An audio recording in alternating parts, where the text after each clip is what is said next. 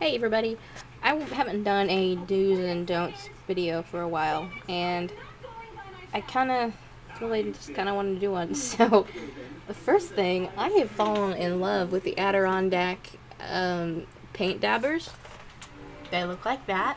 This is actually, what happened is I got one in a swap and then I let it sit too long and the paint all dried up. So, I got an idea. I took this folk art that was $1.67 at Hobby Lobby, and I took the dabber off the top, which had never been used, and put it on this, and it works fabulously. So instead of buying 3 for $10, I got this for $1.67 plus 7% tax. So I thought that was really interesting. So I don't know if anybody can find these tops anywhere. But if you get one of these dabbers and you run out of the color, then you can say, don't throw out the dabber, or the top part. Throw away the bottle, but don't throw away the top part and get a color that's similar in a cheaper paint. And there you go. You've got cheaper paint dabbers. And I like these, the paint dries fast, and that's what I like about it. And I like that I don't have to use a brush because it makes such a freaking mess when I have a brush. And I end up mixing the colors, and it's never a good sign, or never a good time. So I really like these. So yeah, that's my first thing. Second of all, I would recommend a smaller glue gun. This is actually a high heat mini glue gun. I was using a bigger one last week, and I realized that the blobs of glue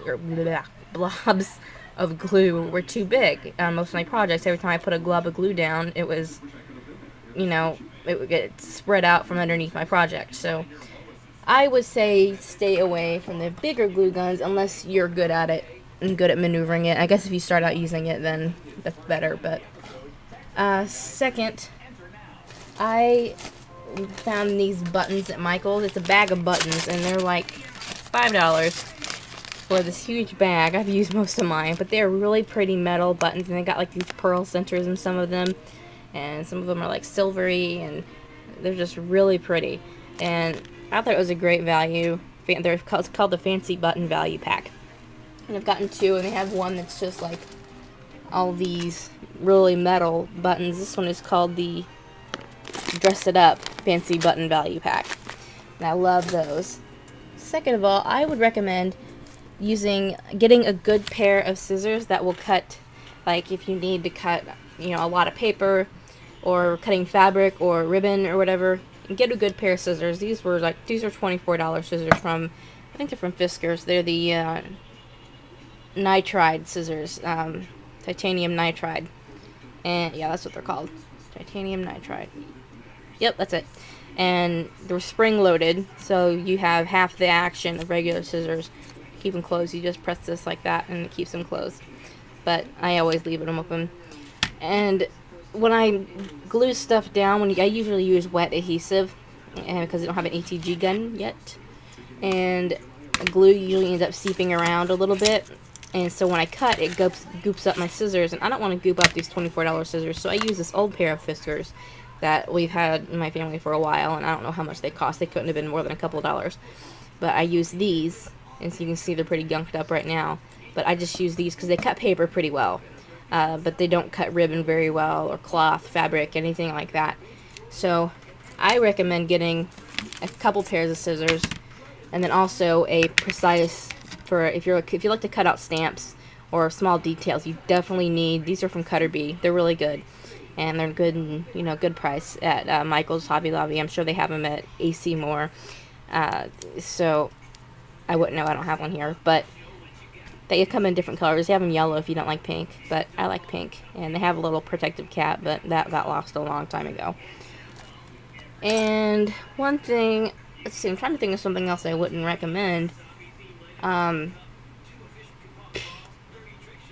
would recommend getting a good, I've talked about this before, but getting a good pair of tweezers. These are from Tweezerbee. But I have these, I think I still have them. They are, shoot. I don't know if I still have them or not, guys.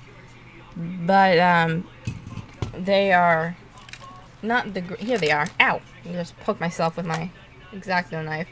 Okay. Here we go. These are actually jewelry, and I got them from Rhinestones when I did a lot of rhinestones. See, I'm bleeding now. Don't store your knives upside down, or right side up. So anyway, but these they don't hold very well. So you want to make sure that you're getting ones that are specifically for craft purposes.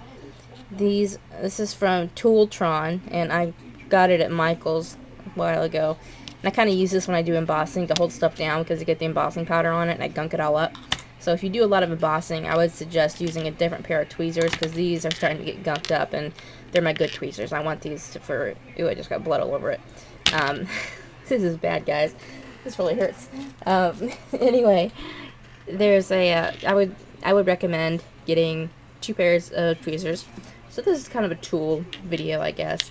And if you can't afford border punches, then stick with the decorative scissors. These, you don't get exactly the straightest line if you're not very good at cutting with them, but there's you can get some very ornate designs in these, and it's a good way to go if you're not really sure if you want a border punch or not, to start off with these decorative edge scissors. And they're really good for just, instead of pulling out your punch and lining it up, it's just kind of a quick snip and there you go. And these don't work very well though on thick cardstock. You can't go through several layers, it will rip and tear and not cut properly. And I've messed up quite a few projects by trying to do that. And I think I've got a few pairs here. You can get them at the dollar store even, but they're not as good, not at the greatest quality. These are from Provocraft, and Provocraft makes the Cricut, so I think they're pretty good. I got these, they're kind of a wavy edge. These came from Paper Shapers. I got these in a swap. They're a jagged, like a lightning shape. I've never used them. And then these came from the dollar store. This was that kind of ornate. See? And finally, I got this really zigzag that also came from the dollar store. So you've got several options with edges. And this was kind of an unorganized video. I apologize. I was just doing this while I'm waiting for this to dry. I got this kit from winning a contest. And I stopped bleeding. That's good. And I'm working on this fence. And she gave me lots of cool stuff to go with, decorate this little fence. And I used my paint dabbers and I used, what was it called? Espresso Adirondack paint dabbers. I better get my bloody finger off the lace. So I think I'm going to put this on a vertical or on a horizontal landscape card. So, because it's a little bit small to go in a layout. But that's all I wanted to share with you today. I hope you got some use out of it, got some ideas. That is it. Bye, guys.